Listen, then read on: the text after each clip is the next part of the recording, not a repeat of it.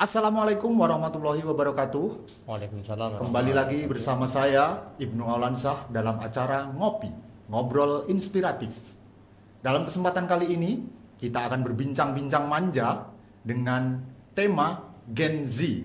Bagaimana cara menyikapinya?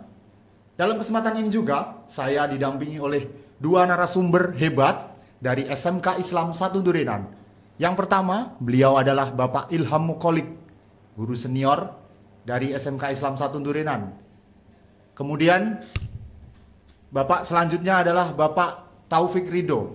Beliau adalah Ketua Program Keahlian Animasi. Nah, Bapak Taufik, Bapak Ilham, selamat sore. Selamat sore. Bagaimana kabarnya Bapak hari ini? Alhamdulillah, Alhamdulillah sehat walafiat. Bapak, kali ini kita akan mengangkat tema tentang Gen Z. Jadi Gen Z itu sangat unik dan bagaimana cara menyikapinya itu juga sangat menarik untuk kita bahas dalam kesempatan kali ini. Bapak, untuk yang pertama saya ingin menanyakan bagaimana perbedaan karakter atau perbedaan perilaku dari Gen Z daripada generasi-generasi selanjutnya. Kalau menurut Bapak bagaimana? Bisa bergantian? Mungkin. Alhamdulillah. Terima kasih, Mas Ibu. Terkait dengan Gen Z di era sekarang dan mungkin era masa lalu ya. Iya. Era mungkin 80-an dan sebagainya. Itu yang jelas kalau dibandingkan itu cukup jauh rentannya. Artinya kalau era masa 80-an itu kebetulan kami mengalami sendiri, Oh, jadi iya. pelaku sejarah. Betul. Jadi begitu. Itu yang jelas semuanya serba tradisional kalau dulu itu. Jadi belum ada perkembangan teknologi seperti sekarang ini. Jadi waktu itu sehingga katakan untuk generasi muda era itu biasa kondisinya itu jauh beda. Artinya generasi muda pada masa itu fokus. Katakan kalau sekolah ya sekolah saja, Iya. karena belum ada yang ganggu-ganggu terkait dengan teknologi seperti sekarang. Oh iya, betul Jadi sekali. berangkat sekolah ya berangkat sampai tujuan, tidak pernah ada kemudian belok ke warung kopi, tidak ada. Jadi seperti itu. Jadi seperti itu. Itu kalau menurut saya dibanding sekarang. Sekarang kan ya kita tahu bagaimana anak-anak sekarang Iya. dengan perkembangan teknologi yang serba canggih, sehingga juga mau tidak mau itu juga berdampak terhadap pola pikir dan juga sikap anak-anak kita sekarang. Mungkin begitu. Mungkin begitu. Kalau menurut Bapak Taufik bagaimana kalau menyikapinya? Oke, terima kasih untuk perbedaan generasi yang kita sebut sekarang sebagai generasi Z ya. Iya. Generasi paling terkini. Saya rasa perbedaan paling menonjol pada mereka adalah kekuatan mentalnya. Artinya apa?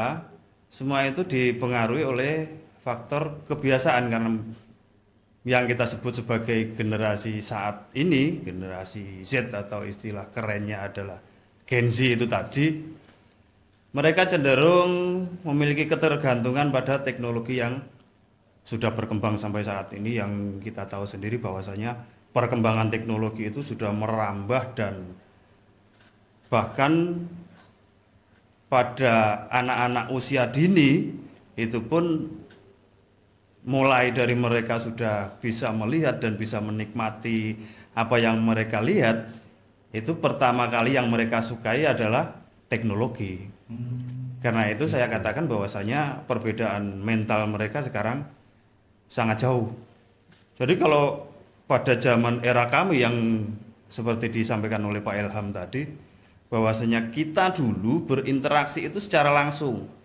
Oh iya. Nah, dari situ kita memang terlatih untuk memiliki komunikasi yang aktif dengan teman-teman sebaya kami waktu itu. Nah, sedangkan untuk generasi saat ini kan mereka cenderung berkomunikasinya lewat teknologi seperti sosial media, apa yang mereka sukai, yang mereka pilih di situ, sehingga untuk skill komunikasi dalam berinteraksi serawung kalau bahasa Jawanya itu sangat-sangat kurang. Jadi di situ. Makanya saya katakan bahwasanya perbedaan mental generasi dulu, generasi kami mungkin ya, dan juga generasi terkini itu ada pada mental-mental mereka. Mungkin itu yang harus kita nantinya ke depan harus kita antisipasi dan kita kembangkan lagi untuk generasi saat ini. Betul sekali, menarik sekali karena Bapak tadi juga menyebutkan tentang peran media sosial juga.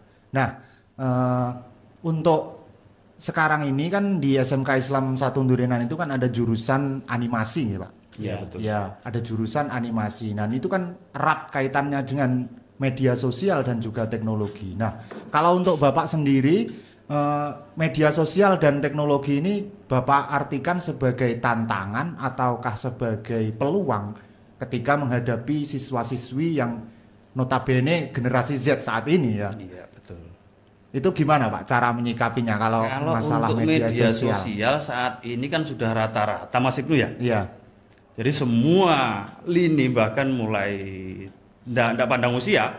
Betul. Jadi di situ semua kalangan kita sudah memanfaatkan suka hobinya, mungkin sudah ketergantungan kita pada media sosial. Hanya saja bagaimana cara kita menyikapi dan memanfaatkan keberadaan perkembangan teknologi yang seperti itu untuk menunjang proses pembelajaran. Berarti, itu yang kami lakukan di situ. Seperti itu. Berarti ya, tetap mungkin anak-anak kita tetap untuk praktikumnya pertemuan secara langsung itu tetap kita lakukan.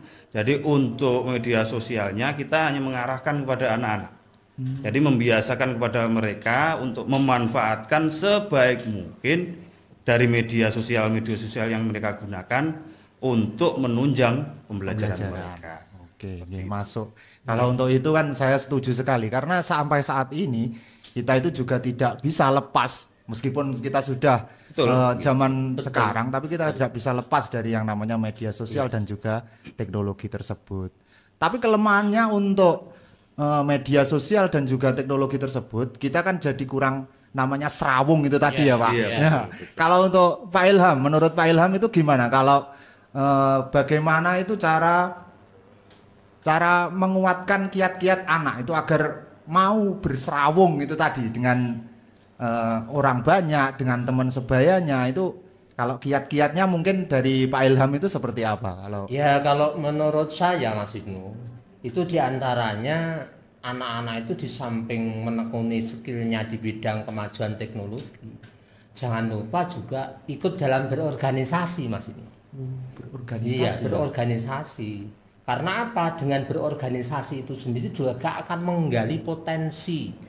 Contohnya ya mungkin termasuk pergaulan sosial. Betul. Sehingga tidak hanya diam-diaman di depan komputer sehingga seakan-akan meskipun ada orangnya tapi tidak ada suaranya. Nah itu. Jadi di organisasi itu sangat itu bisa memacu daripada skill-skill yang ada di anak, utamanya dalam public speaking, menyampaikan pendapat, kemudian memecahkan masalah, berinteraksi juga. Iya, itu kan sangat besar sekali pengaruhnya di situ. Betul. Sehingga akan lengkap gitu loh. Anak-anak kita itu nanti akan lengkap dari keilmuan yang dimiliki. Sehingga apa yang penjenengan tadi sampaikan, kemajuan teknologi itu bisa kita lihat juga sebagai peluang dan juga tantangan. Betul sekali, itu sebagai peluang dan juga tantangan.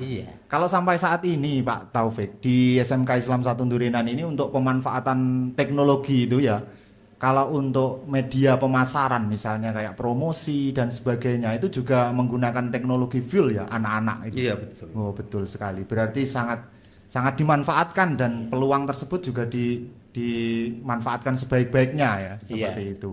Memang kami dari Satuan Pendidikan sendiri juga pengen terus berusaha, yang artinya itu skill kewirausahaan dari peserta didik. Jadi mereka kita ciptakan sebisa mungkin tidak hanya sebagai produsen saja.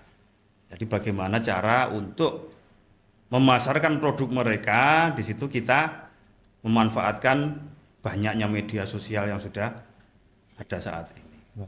Dan di samping itu juga kalau kita melihat ya, bagaimana para alumni kita itu kalau dulu ya seperti itu, ternyata setelah jadi alumni juga banyak punya potensi dan dia juga banyak yang berhasil juga. Alhamdulillah. Iya, jadi juga merupakan satu apa ya kebanggaan bagi kita dari SMK Islam 1 Durenan. Jadi tidak hanya seakan-akan tidak ada hasil sama sekali, tidak. Banyak yang juga punya usaha mandiri, kemudian juga menciptakan lapangan kerja. Ternyata banyak, baik itu di swasta maupun di pemerintahan. Ini juga apa ya patut kita acungi jempol lembaga ini gitu loh. Bagus sekali kalau seperti itu. Jadi kalau memang pemanfaatan teknologi itu seperti itu, jadi kita itu sebagai misalnya untuk pesan-pesan untuk orang tua itu kan bisa tenang kalau kita menyekolahkan anak di SMK Islam 1 Durenan ini. Iya. Nah, untuk orang tua, Pak, bagaimana peran orang tua ketika anak-anak Gen Z itu kan ya agak susah dibilangin. Kalau Bapak kan mungkin sudah berkeluarga dan sudah punya anak juga. Kalau anak sekarang kan ya begitu itu. Kalau Bapak itu bagaimana kiat-kiatnya mungkin biar anak Gen Z itu tidak terlalu nyeleneng agak jauh gitu loh. Itu gimana kiat-kiatnya kalau yang seperti itu? Sebagai orang tua ini bukan sebagai guru. Sebenarnya memang pengaruh dari pembentuk karakter untuk generasi saat ini, bahkan dari generasi terdahulu, itu yang paling banyak pengaruhnya adalah orang tua. Karena pendidikan itu tidak murni mutlak ada di pendidikan di sekolah, tapi yang paling banyak waktu dimiliki oleh setiap generasi itu kan ada di rumah. Betul. Dan berinteraksi dengan orang tua. Maka sebagai orang tua hendaknya memberikan satu contoh yang bisa ditiru oleh anak-anak mereka, karena notabene seorang anak itu adalah melihat, merekam, dan melakukan. Seperti itu. Jadi diawali dari orang tua itu sendiri. Kalau pengen anak kita itu berjalan seperti apa yang kita inginkan, ya kita kasih contoh apa yang pengen dilakukan oleh anak-anak kita. Seperti itu saja. Sebenarnya kan simpel seperti itu. Hanya saja untuk saat ini memang terlalu sulit karena memang anak-anak zaman sekarang lebih banyak berinteraksi lewat teknologi, HP-nya, laptopnya kan seperti itu. Hanya tinggal kita sebagai orang tua bisa lebih inovatif saja, membuat suatu kegiatan di mana mereka tidak ada di dalam, tidak pada saat belajar di sekolah, saat hari libur misalnya. Di situ kita buat kegiatan, kita kemas semenarik mungkin sehingga mereka bisa mengikuti dan melakukan kegiatan yang kita inginkan dengan sukarela gitu. Gitu aja. Karena kalau mereka terpaksa gitu kan tidak bisa istiqomah juga kan gitu. Iya, betul sekali. Seperti itu. Nah, anak-anak sekarang itu kan mudah bosan, ya kan? Ya, sama. Jadi mungkin itu pesan dari Pak Taufik. Kemudian kalau dari Pak Ilham, kalau masalah menyikapinya seperti apa coba? Terima kasih Mas Ibnu. Kalau saya ya otomatis ya saya ya termasuk lebih tua dibanding Mas Taufik. Iya. Ya. Lebih senior. Ya. Garamnya lebih banyak soalnya. Gitu. Artinya begini, yang jelas seperti yang disampaikan Mas Taufik tadi betul. Jadi sebetulnya anak itu sebenarnya juga tergantung sekali peran orang tua. Yeah.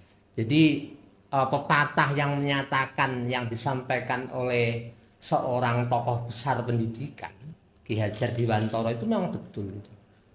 Ing ngarsa sung tulodo, ing madya mangun karsa, tutwuri handayani. Itu wajib itu bagi orang tua. Artinya apa? Ketika kita mengarahkan anak, jadi tidak hanya kita memberikan satu perintah atau larangan, tapi berikanlah contoh. Seperti itu. Dan itu wajib bagi orang tua. Nah kan begitu. Jadi itu kan satu hal. Itu kalau kita uncai begitu sangat panjang sekali. Itu menunjukkan bahwa tanggung jawab seorang, utamanya bapak ya, utamanya itu sebagai penentu daripada bagaimana anak itu nanti akan terbentuk jiwanya, karakternya dan sebagainya. Mutlak. Iya, bapak itu betul lah. Jadi seperti itu. Jadi perannya itu sangat dominan gitu. Jadi ini penting sekali kita mengerti sebagai sama-sama seorang tua meskipun penjenengan Iya. masih muda tapi juga punya anak Iya, jadi gitu baru loh. punya. Makanya kedepannya juga begitu. Betul. Kemudian satu hal, orang tua tidak boleh istilahnya kalau sesuai kaidah itu benar ya harus kita pertahankan. Tidak boleh kemudian kita kalah dengan anak, kalah dan berarti bukan bertengkar loh ya. Iya. Jadi untuk menanamkan nilai-nilai positif kepada anak dan jangan waleh-waleh. Dikatakan kenyeh ya biarin saja, memang tugas saya. Kalau sudah kalian besok sudah keluarga itu hak tugasnya suami Anda. Iya. Kalau sekarang kewajiban saya. Jadi seperti itu konsepnya harus begitu, Mas. Harus Nggih. tegas, Iya, tapi ya iya. tetap dipimpin dengan Iya, baik. tetap harus dibimbing. Iya. Tidak bisa kemudian didongaknya tok, tidak bisa. Tidak bisa, itu betul Harus itu. ada aksi iya, ya, Pak. ada aksi, Harus aksi ada nyata aksi, loh ya. aksi nyata. Aksi nyata. Katakan anak suruh ngaji setelah maghrib, Iya. ya bapaknya ngaji dulu. Bapaknya Baru bukan tidur. Iya. Nah, bapaknya nyetel TV lah itu tidak boleh. Itu tidak baik. Tidak baik. Jadi gitu boleh anak memegang gadget atau memegang apa sarana komunikasi tapi ada waktunya dibagi. Jadi seperti itu ada jadwalnya. Oh kalau jam bermaghrib HP-nya dihentikan dulu. Ya ini selain pembelajaran buat pemirsa juga pembelajaran buat saya, Pak. Iya. Saya juga jadi terpukul ini. Jadi saya mendapatkan pembelajaran Iya. yang baru. Terima Iya. kasih, Bapak. Iya, iya. Ya itu sebuah motivasi yang sangat bagus sekali menurut saya. Pemirsa, kita akhiri perjumpaan kita kali ini dengan penutupan di mana itu tadi peran orang tua memang sangat penting bagi generasi milenial, generasi Z zaman sekarang ini. Apalagi dipandu dengan dunia teknologi dan dunia informasi yang begitu cepat, kita harus bisa memanfaatkannya dengan seksama dan sebaik-baiknya. Terima kasih Bapak Taufik dan juga Bapak Ilham atas kehadirannya. Sama-sama. Kami akhiri perjumpaan kali ini dalam ngopi ngobrol inspiratif dalam agenda yang akan datang. Saya Ibnu Alansah undur diri. Wassalamualaikum warahmatullahi wabarakatuh. Waalaikumsalam warahmatullahi wabarakatuh. Wabarakatuh.